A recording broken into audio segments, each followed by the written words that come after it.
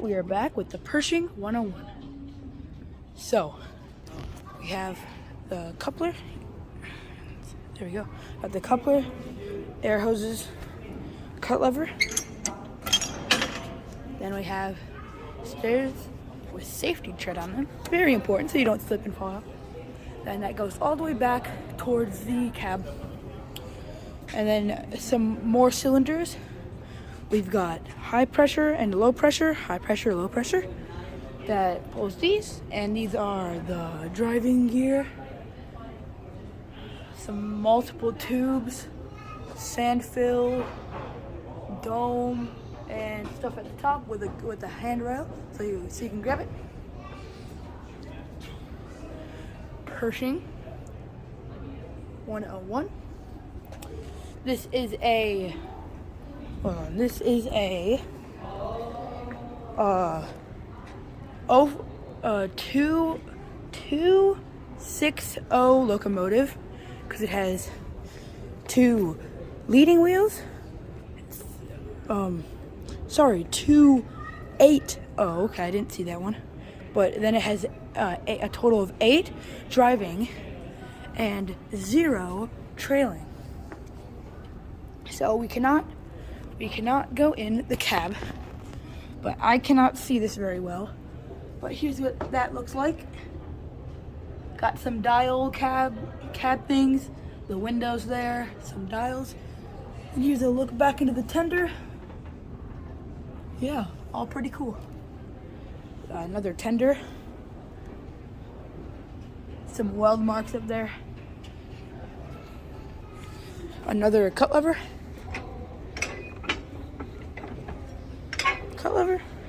Some rotted wood. This would where you would step on it. And then for this, the E&LS Railroad S100 snowplow. So then we have another cut lever. And we have a door in the back with ladders. We have a step, something that doesn't let us go in. There's a ginormous cab in here. Not ginormous, but there's a big cab with a doghouse on the top. We have more hydraulic wings that pop out and can deflect snow. Got some pads and locks and tubes. And then here is the business end of the snowplow. You can see if you are front end of this, it looks pretty cool. We are going to go inside of it soon. You could see if you were track, it goes all the way down to the tracks to clear them off, and it would push them up out of the way. Yeah, pretty cool. So then we come around the other side. It is the exact same as the other, except an extended doghouse portion.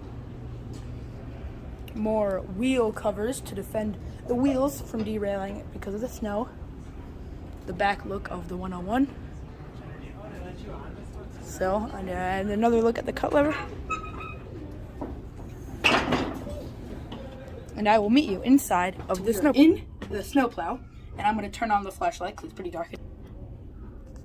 Alright, so snow plowing a railroad style. This is a little crunched up view. But here's the back door we saw earlier. You can look out the other door. Then we have a stove for heat. There would be something that went here and it would go up there. I don't know, there's some more. It's very spacious in here. More windows. A brake. Some heating components. A oil lantern. And then we come up here to the upwards cab of it. So now you could look back towards the cab of the locomotive that would be pushing it. Turn that off. And then you can come around here, look at the sides, make sure nothing bad's going on. And then you could look forward. These windows would open up, and this is you would turn this to make the snow get off. And that would be the same for the other side, except it's not there. And then you can look down and see how the snow's going. And another openable window, some side view on this side, And this side you could just look down straight to the rails. And then this side, this window could open up and you would walk out and you could stand on the roof. So that is pretty interesting. I almost hit my head. And as we come out of here, I will now meet you in the Pullman carriages. The Pullman carriages. So, Pullman Lake Mitchell in this Tuscan red paint scheme is currently closed for restoration. We cannot enter this one, but we should be all good to enter the second one, which is otherwise mostly, I think, the same. It's a little bit a different type of car. But here we have a Pullman Porter uniform. And because there's people in the other one, we will look at the Joseph Lister Pullman kind of greenish color first. So as we walk through over here, we continue going. Oh, it looks like this used to be a pretty fancy car. It's from the Chicago and Northwestern hospital car. This is the hospital car. So if we walk in the back, this is the diaphragm. There'll usually be kind of like a rubber coating here. Some stairs, more stairs. And if you walk into here, it is very nice. Looks like there would have been some stuff in here, cabinets, stuff, more room. Here is the bathroom.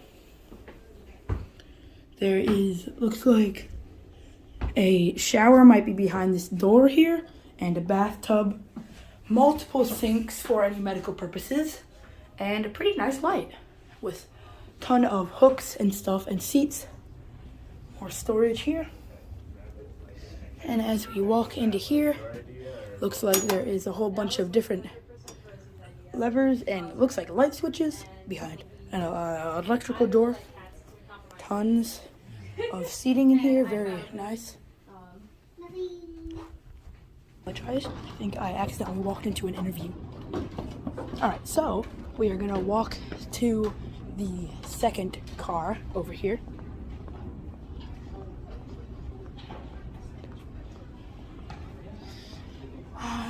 It's just a short walk.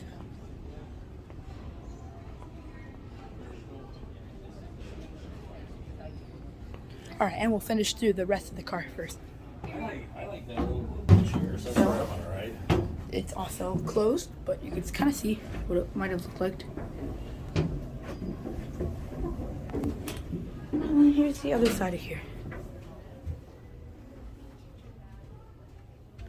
We got a nice big old bathroom with another toilet in here.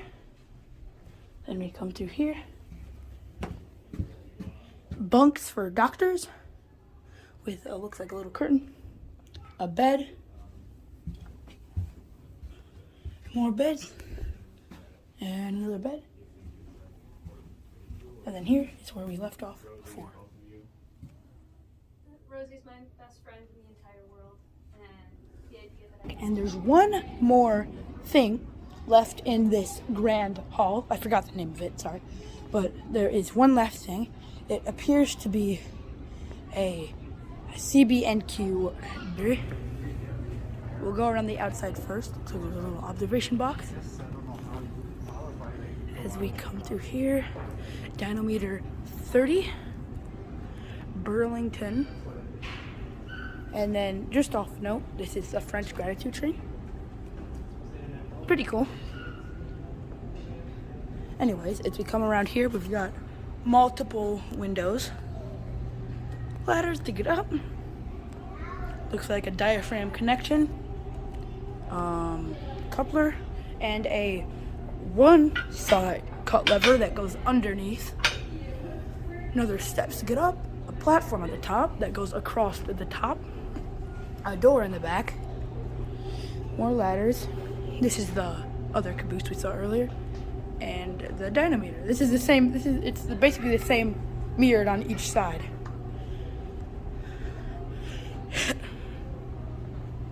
So as we come through here, now we come inside. I will meet you. Hello? Inside. Inside CB&Q Dynameter number 30. Looks like we have pretty cool stuff. We'll start at the end and we'll come towards the front. So, as we walk in, there is a dynameter that writes down and records speed and all the stuff you need to know with, looks like, other carpentry and stuff like that. Bells and whistle cords, stuff, all stuff. Even a little fan. This was used to measure speed before we had actual high quality stuff like that. Light switch. A desk to write down and record stuff. Another light. I think this is used to hold the paper that would be over on the dynameter.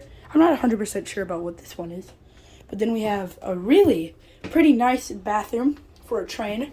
It's got a shower and another entrance over there. The toilet, one sink, two, and another sink. 3 sinks.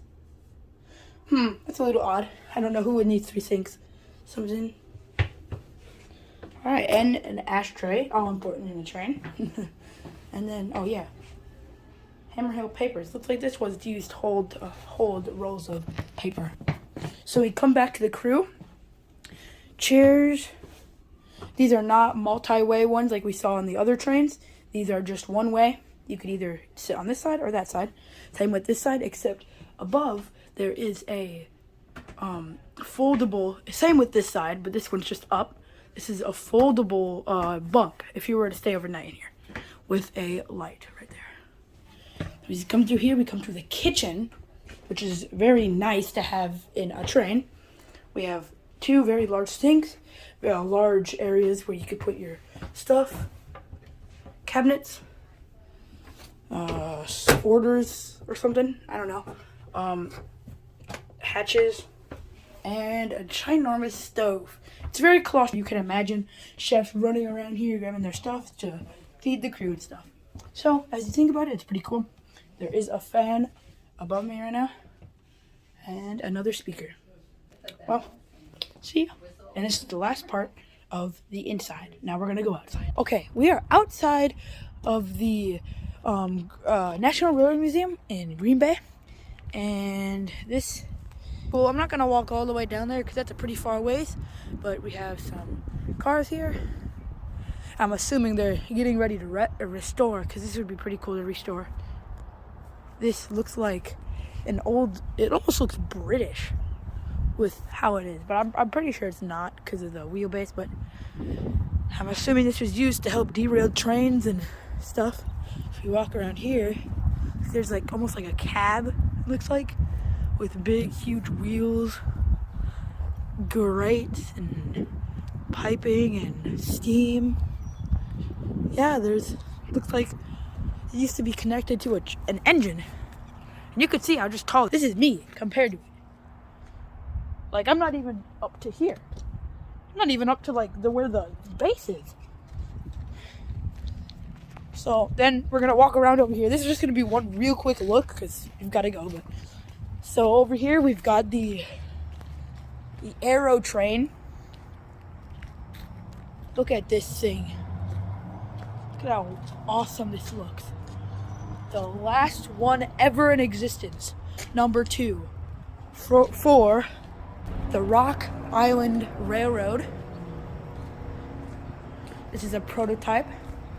Yeah, the Aero train. The door. Little sneak peek of what is in there. That's all you're gonna get. You can't really get a better view than that. Then if we come around here, we have one Aero train passenger car. Here, I can't reach up there, but you can. You can kind of see what the Aero train looks like. From there, another really worn out Rock Island logo. Some more. So yeah, and then we're gonna come around to here. It looks like there's a bunch of trains built up here, but I'm not gonna really go into depth of these because are kind of in a rush to go, but looks like we have a CB and our CNW, Chicago Northwestern, caboose here. At the end here, it's nice and green, and this green and yellow. There's two steam engines over here. Oh, I have to go over there just a second. But look at, there's an old tanker car. I'm not gonna go inside of any of these, but here's a Milwaukee Road caboose. Nice orange Milwaukee Road logo. Passenger car for the Northwestern, another Chicago Northwestern.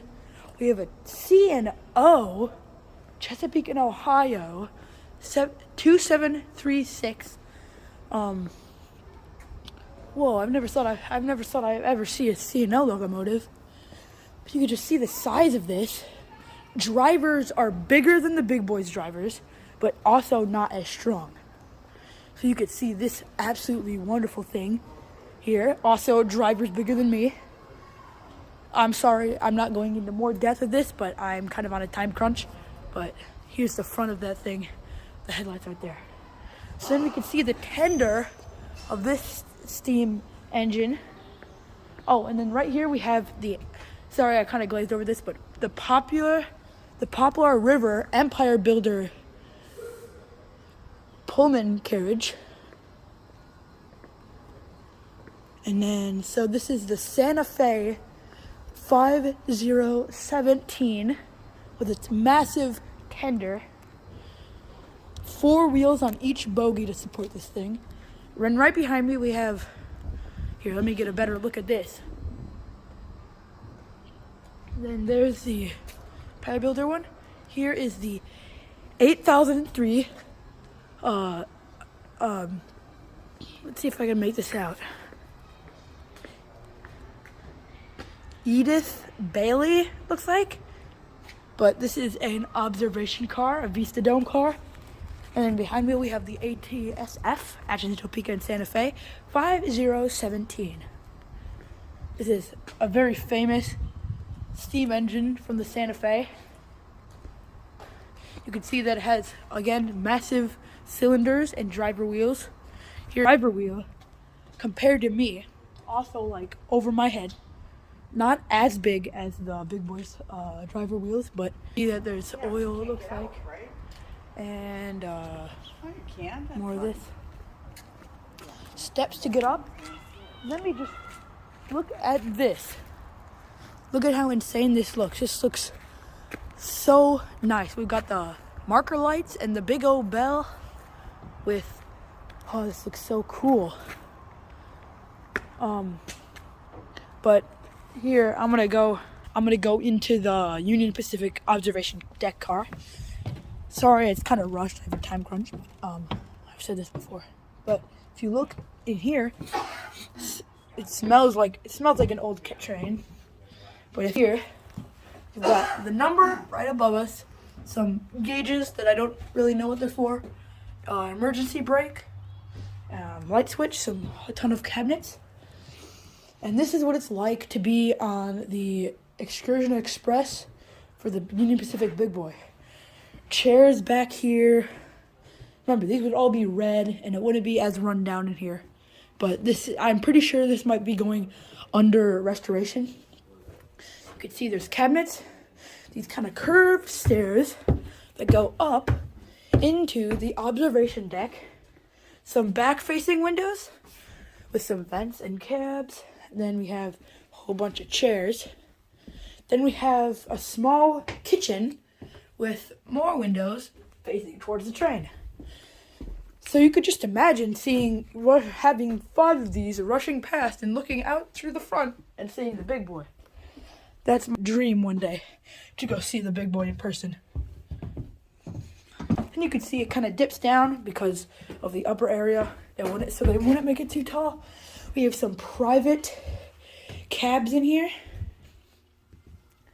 Here we have a large kitchen with wooden drainage floors and a whole bunch of stuff in here. And then you can see that there's all this stuff. And then as you go towards the front, looks like there's tiled floors and stuff like that. And there's a window here. Goes out in towards another look at the massive kitchen here, which connects to the other one. And this is where you would be preparing all of your favorite food. Looks like we got a refrigerator right here. As we go through here, some doors. This is the Great Northern passenger car, I believe. This is what this was. Come through here. This is a sleeper car, so you can see that there's stuff here. You would sleep with your legs down that way and your head down over here. So you come through here. Looks like there is an upper area too to fit more in here.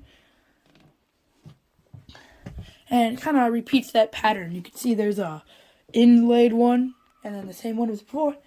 And then another up one with, turn to lower bed. You just flip that down. And this is what it looks like when you have the bed down. And then this says baggage. So this is baggage, it looks like. There's a room there. Some private cabins in here. And then there's some seating, pull-up beds, less private of course, a bathroom, and then we're out. So we're gonna come down through here, and we're gonna go back this way towards the front, and I will come back when we are back at the front of Santa Fe locomotive. All these engines right here are awaiting work to be restored. And it looks like this 27818. Safety first, of course. And some more massive drivers. Massive. Let's see what railroad this used to be. Again, the chimney, sand cap and dome. And then the massive 5-chime whistle at the top, you can see right there. Let me zoom out. And then we have the firebox. It kind of tilts in like that with some air compressors right there. Here's another look at the Santa Fe locomotive from the other side. And then if you look through in here, we could probably hop in there. So I won't get into too much depth because we could probably hop in there, but you can kind of see it's very complicated in there. This is a Soo Line 2718. This is Soo Line. You might know it from CP. CP took the Soo Line over, and yeah. So this is the cab of the Santa Fe engine. Whoa! So you can see we've got a bunker door here. Is this oil fueled? This might be oil fueled because there's no coal bunker necessarily. But you could also see here's the fireman's chair. Sit right here. Probably have heated seats because it can get pretty cold. A ton of like extended stuff like this. Brakes and throttles and all of this. Let's give the whistle a blow. Yeah, I still have a brain of a child. Some more. This is a seat for the fireman in case he gets tired of shoving all that coal or whatever in. Looks like this might be the brake for not the brake, sorry, something you would step on to release the fire. And then looks like this is stuck open, but kind of see it kind of in there. There it might be. Okay, let me see if I can get a flashlight. Oh, there we go. Yeah, look at that. Look at in there. It's really fluffy and dark and brown. There's a can in there, but can't really see it that well. Anyways, as we come out of here, here's the other side we were just at. And we come down. Another look at the Soo Line engine. There's locomotive data for the Santa Fe engine. Now as we come, here's another look at that tender. Here is an Railway Express agency for the LS&I.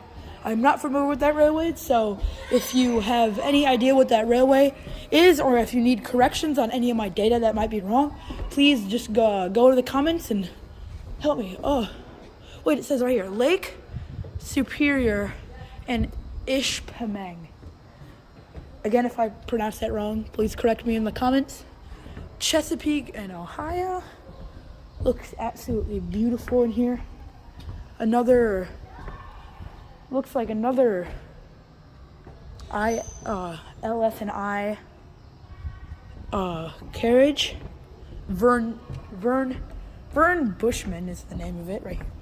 Vern Bushman. You could see the inside of this one. Oh, I guess we can't get in here, but here's the... Oh! This is the same locomotive as the Polar Express.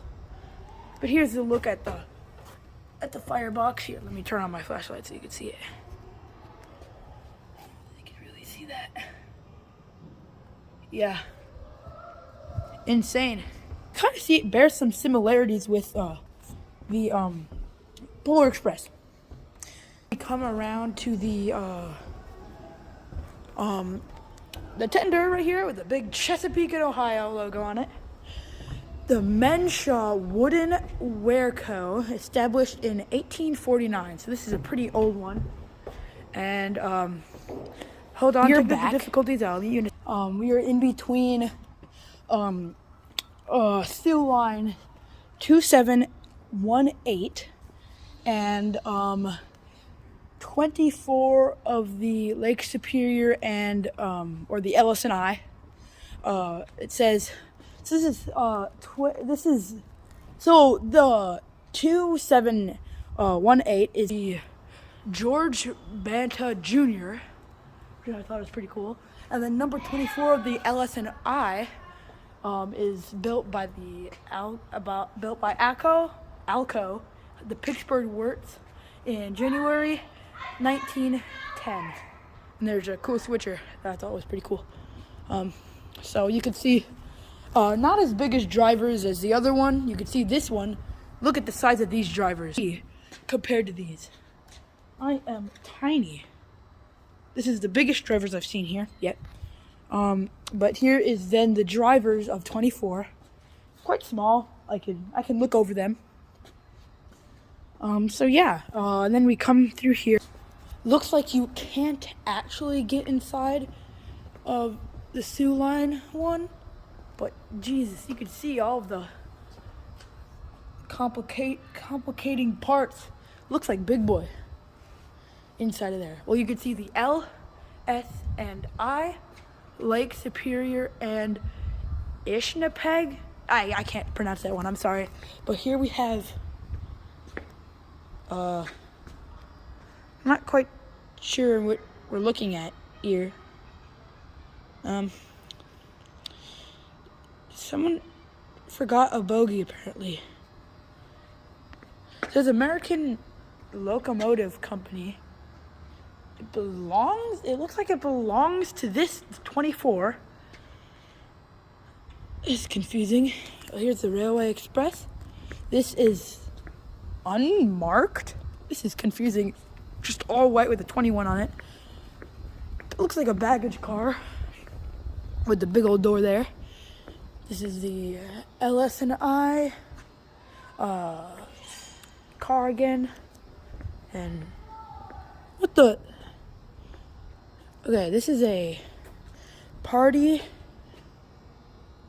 Oh, it's a shay. It's a part of a shay. Looks like this is the part that it would be connected to at the back.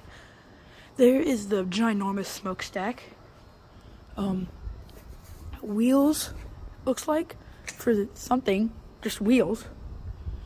For the, looks like something, I don't know. This is where the big cylinders on the other side would be, back there. And then the cab, it would be right here, but the tender would be right there. And this could see way better days. So, and then we're back from the lower part of the wooden Wearco, the Menshaw wooden Wearco, sorry. Then this is, it doesn't really say what kind of locomotive this is. It looks like a small little switcher. Doesn't have any numbers. So yeah, and safety first, of course. Here is the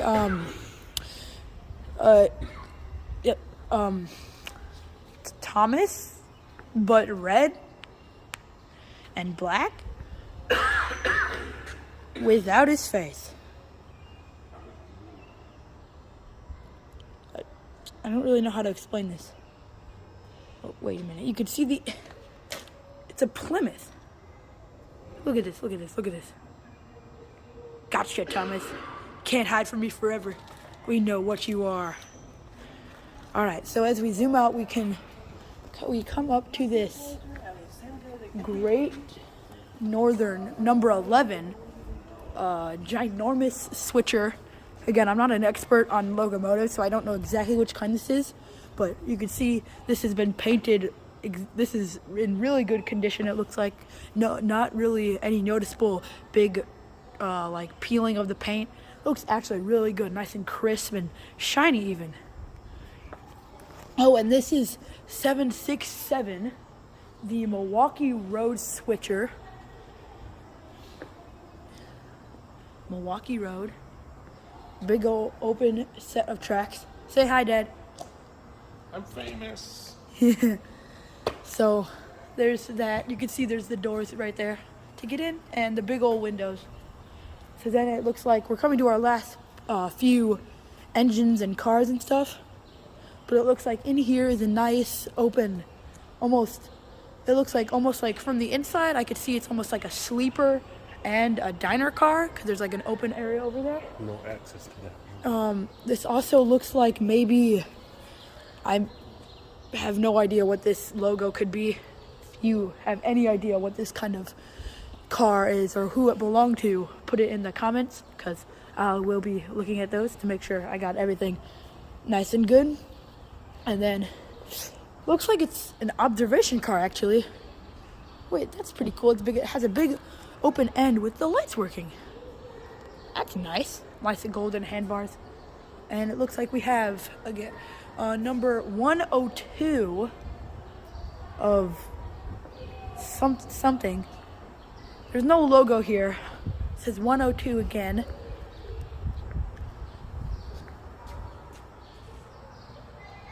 Let's see if there's any information on it. It's a very small one. Red and white kind of. Baldwin Locomotive Works, June 1924. There is not really any. Yeah, there it is again. The thing. Let's see if there's any information on it over here.